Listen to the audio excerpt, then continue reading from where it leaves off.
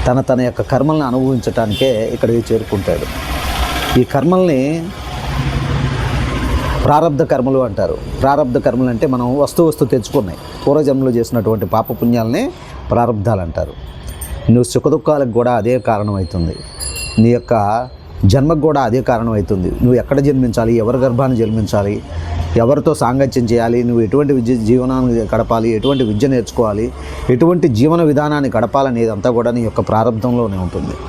అందుకనే ప్రారంధాన్ని అనుభవిస్తూ, కర్మను ఎవరు తప్పించవశం లేదు కదా, ప్రారంధాన్ని అనుభవిస్తూ కూడా నువ్వేం చేయాలి అంటే భగవదారాధన చేయాలి. నిరంతరం కూడా భగవంతుడిని చేస్తూ అయ్యా నా బుద్ధిని సన్మార్గం ప్రేరేపించు, నా మనస్సును ఎప్పుడు కూడా సత్సంకల్పాలనే కల్పించు, నిరంతరం కూడా నన్ను సద్భావనతోనే ఉంచు, నన్ను నా యొక్క మనస్సుని నీ పాదాల యందే కూడా నిలిపే విధంగా నన్ను అనుగ్రహించు అని పరిపరి విధములుగా మనం ఆయన్ని వేడుకోవాలి. అప్పుడు ఆ భగవంతుడు శ్రీకృష్ణ పరమాత్మ, విష్ణువు శివుడు వేరు కాదు, అంతా ఒకటే. మన్ని నువ్వు ఏ రూపంలో కొలిచినా కానీ భగవంతుడు ఒక్కడే. రామ అన్న, కృష్ణ అన్న, గణేశుడు అన్న, ఏదన్నా కానీ నన్నే చేరుకుంటాయని కృష్ణ పరమాత్మ చెప్పాడు.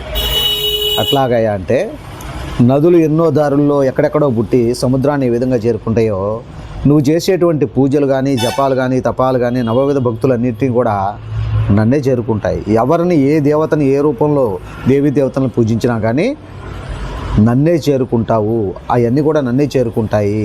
కాబట్టి నువ్వు ఏ కర్మ చేసినా కానీ నాకు తెలియకుండా నువ్వేమీ చేయలేవు. ఈ సృష్టిలో ఆయన యొక్క కనుసన్నల్లోనే ఉన్నాం కానీ వేరే ఏమీ లేదు. ఒక గ్రామాన్ని పరిపాలించేటువంటి రక్షక భటులు ఏ విధంగా అయితే పరిపాలిస్తూ ఉంటారో, రక్షణగా చూస్తూ ఉంటారో, మరి ఈ యావత్ సృష్టినంతా నడిపించేటువంటి ఆ నారాయణమూర్తి, శ్రీ మహావిష్ణువు అయినటువంటి ఆ శ్రీకృష్ణ పరమాత్మ మరి ఏ విధంగా మనని అనుగ్రహిస్తాడు? అనుక్షణం చూస్తూనే ఉంటాడు. మనం చేసే ప్రతి ఒక్క మనస్సులో ఉండి అంతర్లీనమై అన్నీ గమనిస్తూనే ఉంటాడు. మన మనసులో అనుకున్నాగా ఎవరికి తెలియదు అనుకుంటాం, కాదు, నీ మనసులో కూడా భగవంతుడు ఉన్నాడు. ఈ విషయాన్ని తెలుసుకున్నటువంటి వాడు చాలా జాగరూకుడై ఉంటాడు. ఇతరులను ఎప్పుడు కూడా ప్రేమిస్తూనే ఉంటాడు, ద్వేషించడు. ద్వేషం వల్ల ఏముంటుంది? ద్వేషమే నిన్ను తిరిగి చేరుకుంటుంది. అందుకనే వయస్సు పెరిగే కొద్దీ ఆలోచనలు కూడా మారతాయి, స్నేహాలు చాలా పవిత్రమవుతాయి. ఒక మంచి సాంగత్యం, ఒక సన్నిహిత్యం, మనని ప్రేమించే వాళ్ళు ఉంటే చాలు అనుకుంటాడు. ప్రేమ అంటే యుక్త వయసులో ఉండే ప్రేమ వేరు, 50 సంవత్సరాల తర్వాత వచ్చేటువంటి ప్రేమలు వేరే ఉంటాయి. ఏం ప్రేమలు? ఒక మనిషిని మనిషిగా చూడటమే నిజమైన ప్రేమ. అంతేగాని శరీరాలు వీటిని మధ్యలో ఉండేటువంటి ప్రేమ కాదు ఇది. ఇది తెలుసుకున్నటువంటి వాడు ఎలా ఉంటాడా అంటే, ఓహో ఈ మనిషి ఏం కోరుకుంటున్నాడంటే, ఉదాహరణకి ఒక అడవిలో, ఒక కారు అడవిలో మనం చిక్కుకుపోయాం. ఎంతో దూరం నడిచాం. అన్ని రకరకాల జీవ జంతువులు కనిపిస్తున్నాయి కానీ ఒక్క మనిషి యొక్క ఆకారం కూడా కనిపించట్లా. ఆఖరికి ఒక 10 రోజులు ప్రయాణం చేసిన తర్వాత ఎక్కడో ఒక మనిషి కూర్చొని కనిపించాడు, ఎదురుపడ్డాడు. తన పని మీద తను వెళ్తున్నాడు. మనకు సంబంధం లేదు, ఆయనకి సంబంధం లేదు. మనలాగనే ఆయన కూడా బాటసారి. కానీ ఏ సంబంధం లేకపోయినా కానీ ఏమంటామంటే, అయ్యా ఏమిటి, మీరెవరండి అని ముందు పలకరిస్తాం. భాష ఏదైనా కానీ సంజ్ఞలు చేస్తాం. నేను మనిషిని రా, నువ్వు మనిషివి ఏంటి అని. అప్పుడు మనుషుల పట్ల ఏముంటుంది అంటే, నాకు చాటి మనిషి కనిపించాడు అనేటువంటి భావన ఉంటుంది. అది నిజమైనటువంటి ప్రేమ అంటారు దాన్ని.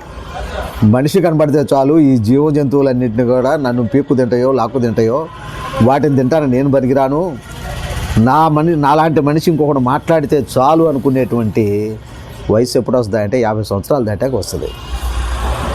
అందుకనే మనుషులు ఎప్పుడు కూడా ఎలా ఉండాలి అంటే, వయసు పెరిగాకే కాదు, చిన్నతనం నుంచి కూడా వ్యామోహం కన్నా కూడా నిజమైన ప్రేమ, మనుషుల్ని మనుషులుగా చూడటం నేర్చుకోవాలి. ఇలా ఉండటం వల్ల అంతా కూడా ప్రేమమయమవుతుంది. పుట్టపర్తి సాయిబాబా గారు కూడా చిన్నతనం నుంచి కూడా మా గురుదేవుల యొక్క చిన్ననాటి బాల్యమిత్రులు ఆయన పుట్టపర్తి బాబా గారు. నా గురుదేవులు దీక్షా గురువులు బ్రహ్మ విద్య ప్రసాదించినటువంటి నా సీతారామ స్వామి వారు నా యొక్క పూర్వజన్మ సుకృతాన్ని వారు ఇచ్చారు. సాక్షాత్తు ఆ అచ్యుత స్వామి వారి శిష్యులు ఆయన. అచ్యుత అంటే ఎవరు? శ్రీకృష్ణ పరమాత్మ యొక్క అసలు పేరేంటి? కృష్ణుడు కాదు కదా, నల్లగా ఉంటాడని కృష్ణుడు అన్నారు. అసలు పేరు అచ్యుతుడే కదా. ఆ అచ్యుతులు వారి యొక్క 3వ తరం శిష్యుడు మా గురువు గారు. 4వ తరం ఆయన యొక్క శిష్య పరమాణువుని నేను గొప్పవాడిని నేను అనట్లేదు. ఆయన యొక్క గురువు, అలాంటి గురువు శిష్యుడు అవ్వటం నా యొక్క అదృష్టంగా భావిస్తాను నేను. అంతటి మహాజ్ఞాని వారి శిష్యులు అవటం నా యొక్క పూర్వజన్మ సుకృతంగా నేను చాలా ఆనందపడతాను, గర్వపడతాను. ఆ భగవంతుడికి, ఆ గురువులకి నేను అనంత కోటి ప్రణామాలు నా అంతరాత్మలోనే తెలుపుకుంటూ ఉంటాను ఎప్పుడు కూడా. ఇంతటి జ్ఞానాన్ని ప్రసాదించినటువంటి ఆ గురువులందరికీ కూడా ప్రణామాలు. ఎట్లా? ఇక్కడి నుంచే నువ్వు యద్భావం తద్భవతి. ఇక్కడి నుంచి భావన చేస్తే వారికి చేరుకుంటాయి. అంతటా ఉన్న ఆ గురువు మనలోనే ఉండి మనం నడిపిస్తూ ఉంటారు, మన చుట్టూ ఉండి మన రక్షిస్తూ ఉంటారు. అటువంటి గురువుల యొక్క సాన్నిధ్యంలో గురు పరంపరగా వచ్చినటువంటి ఈ యొక్క జీవితం గడపటం ఒక వరంగా భావిస్తాను నేను, ఒక అదృష్టంగా భావిస్తాను. తల్లిదండ్రులు నుంచి గురు బిడ్డలైన తర్వాత గురువే సర్వం కూడా అన్ని తీర్చిదిద్దుతాడు, మన రూపకల్పన చేస్తాడు. ఈ సమాజంలో నువ్వేమిటి, అసలు నువ్వెవరు అని తెలుసుకోవడానికి మార్గాన్ని చూపించేటువంటి వాడే గురువు అన్నమాట, నిజ గురువు. ఇప్పుడు మానవుల గురించి చెప్పాలంటే, ఇప్పుడు ఎందుకు చెప్పామంటే ఈ ప్రస్తావన, మనని మనం తెలుసుకోవాలి. No the self, who is I yam అని ప్రశ్నించుకోండి. నేను ఎవరిని? నేను ఈ దేహాన్ని అయితే, ఈ దేహాన్ని వదిలి వెళ్ళిపోయేటప్పుడు, దేహం ఉన్నప్పుడు మాట్లాడుతున్నాను, దేహం వదిలి వెళ్ళిపోయేటప్పుడు నా యొక్క స్వరూపం ఏంటా? ప్రతి ఒక్కడు చెప్తాడు నేను ఆత్మని అని. చెప్పటం వేరు, నిజంగా నువ్వు ఆత్మని తెలుసుకోవటం వేరు. జీవుడు అని చెబుతాడు. జీవుడు వాయు రూపంలో, వాయువు వెళ్ళిపోయిందయా, నాడి ఆగిపోయిందని చెబుతారు. ఆ జీవుడు యొక్క స్వస్వరూపం ఎలా ఉంటాడు అంటే, అంతర్ముఖమైనప్పుడు మాత్రమే ఈ దేహం అంతా కూడా నువ్వు తిరిగి ఆడినప్పుడు, ఈ విరాట్లోంచి నువ్వు ఎవరో తెలుసుకున్నప్పుడు నీకు అసలు మనిషి యొక్క బాధలే ఉండవు. ఇది పోతుంది, ఇది వస్తుందనేది తెలియదు. ఈ దేహమే నేను కాదనుకున్నప్పుడు ఇంకేం తెలుస్తుంది? దేహాన్ని ధరించినటువంటి దేహదారి అని నువ్వు తెలుసుకున్నప్పుడు నువ్వు ఎంతో ఆనందంతో ఉంటావు. దాన్నే బ్రహ్మానందము అంటారు, చిన్మయానందము అంటారు, పరిపూర్ణానందము అంటారు. ఇటువంటి ఆనందాన్ని నువ్వు ఏ భౌతిక వస్తువుల సంపద వల్ల కూడా పొందలేవు అన్నమాట. అందుకనే ప్రతి ఒక్కరు కూడా ఆత్మ సాధన చేయండి, యోగ సాధన చేయండి, ప్రాణ సాధన చేయండి, వాయుమదనం చేయండి. ఒక సాధకుడిగా, నేను గురువునని కూడా చెప్పను, ఒక సాధకుడిగా నిరంతరం కూడా అహోరాత్రాన్ని సందదాను, నిరంతరం కూడా రాత్రింబవళ్ళు కూడా నువ్వు చేయాలి. ఏమండి మరి నా భార్యా పిల్లలు ఉన్నారా? ఓకే, భార్యా పిల్లల కోసం పగులు కష్టపడు, నీ కోసం నువ్వు పగులు కష్టపడు. ఈ దేహాన్ని పోషించాలి కదా, దానికోసం పగులల్లా కష్టపడు. రాత్రిళ్ళు ఏం చేస్తున్నావు? నిద్రపోవటానికి కాదు ఈ జీవితం ఇచ్చింది, ఈ దేహాన్ని. ఈ దేహంతో నువ్వు యోగ సాధన చేయటానికి, నీ అంతర్ముఖం అవటానికి, నువ్వు తెలుసుకోవడానికి, నీ కర్మలను నువ్వు పటాపంచలు చేసుకోవడానికి. ఎప్పుడైతే ప్రాణాపాన వాయువులను గతులు చేస్తూ ఉంటావో, ఆ యొక్క అగ్నితత్వానికి నీలో ఉన్నటువంటి గుణాలన్నీ కాలిపోయి గుణాతీతమైనటువంటి తత్వాన్ని నువ్వు కలిగి ఉంటావు, పరబ్రహ్మతత్వం. అప్పుడు నీకు కులం, మతం, జాతి, వర్ణ భేదాలు, వయో ప్రాంత భేదాలు, స్త్రీలింగ పురుష భేదాలు అనేవి ఉండవు. అంతా బ్రహ్మమయం. ఇక్కడ ఉన్నదంతా బ్రహ్మమయం, కనిపించేదంతా బ్రహ్మమే. కొట్టేవాడు, తిట్టేవాడు, పెట్టేవాడు అంతా బ్రహ్మమే, అంతా మౌనమే, అంతా ఆనందమే, అంతా ఆనంద స్వరూపమే. నీకు భయం ఉండదు, దేని మీద ఆశ ఉండదు, వ్యామోహం ఉండదు, బాధలు ఉండవు. ఇటువంటి స్థితి రావాలి అంటే నువ్వు సాధన చేయాలి. సత్సాంగత్యం, నిస్సాంగత్యం, సాంగత్యం వల్ల మాత్రమే అవన్నీ కూడా నీకు అబ్బుతాయి తప్ప అంత తేలిగ్గా అబ్బవు. నువ్వు దేంతో ఉంటావో, మటన్ కొట్టోడి దగ్గరికి వెళ్తే ఏం చెప్తాడు? బాగా కైమా కొట్టి ఇట్లయితే ఇన్ని ముక్కలు కోసి అటు పెట్టొచ్చురా అని పోగులు చెప్తాడు. అదే యోగ సాధకుడి దగ్గరికి వెళ్తే ఏం చెప్తాడు, నీ దేహంలో నీ యొక్క ప్రాణనాడులు ఉన్నాయా, 72,000 నాడుల్లో నీ ప్రాణశక్తి ఉంటుంది, ప్రాణ ప్రవాహం ఉంటుంది, నీ యొక్క ఆత్మ ఫలానా స్థానంలో ఉంటుంది. మనకి షట్చక్రాలు ఉన్నాయి, మూలాధార చక్రం నుంచి సహస్రార చక్రం వరకు కూడా మనకి ఒక్కొక్క చక్రంలో జరిగేటువంటి విజ్ఞానాన్ని అంతా కూడా అంతర్ముఖం అయితే నీకే తెలుస్తుందయా అని మార్గాన్ని చూపిస్తాడు. అర్థమైందా? అందుకోసమే మనుషులు సత్సాంగత్యం, నిస్సాంగత్యం, గురువుల యొక్క సాంగత్యం వల్ల నువ్వేం తెలుసుకుంటావా అంటే మహోన్నతమైనటువంటి ఆత్మజ్ఞానాన్ని తెలుసుకుంటావు. ఇది భగవద్గీతలో నీకు తెలుసుద్ది, కానీ గురుముఖంగా ఉంటే భగవద్గీత తోడైనప్పుడు ఆ గీతాసారం యొక్క సారాంశం అంతా కూడా మన యొక్క ఆత్మసాధన గురించే చెప్పారు గీతలో భగవానుడు. నువ్వు తెలుసుకోరా బాబు, నువ్వేం దేని గురించి దుఃఖించొద్దు అని. ఈ గీతాజ్ఞానం వల్లనే మనుషులు ఉన్నతులవుతారు, ఆత్మోన్నతులవుతారు.